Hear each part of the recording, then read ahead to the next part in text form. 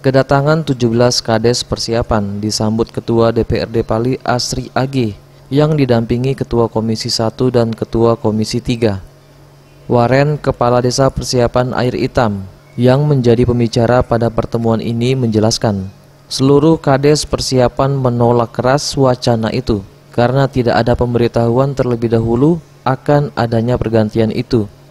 Ia juga menegaskan bahwa apabila ada pelantikan pergantian Kades persiapan, maka seluruh Kades persiapan akan melakukan aksi.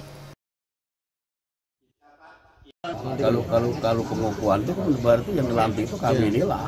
Iya. Pelantikan Pak ya? Ya ini pelantikan. Kami itu kan dari kabar, bukan dari surat.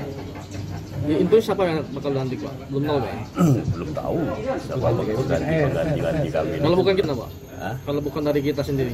Kalau bukan dari kita sendiri sesuai dengan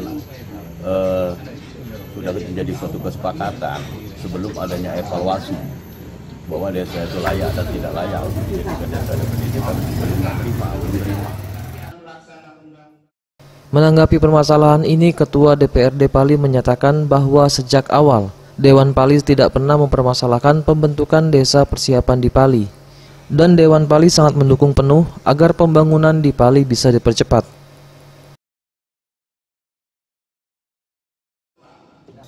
Masukan apa yang disampaikan oleh Kepala Desa Persiapan yang dilakukan, yang disampaikan oleh Saudara Waren dan Dito, yang intinya mereka meminta kepada pihak pemerintah kabupaten agar keberadaan beliau-beliau itu sebagai kepala desa itu tetap dipertahankan sampai dengan evaluasi mengenai desa persiapan di Kabupaten Pali ini oleh yang berwenang.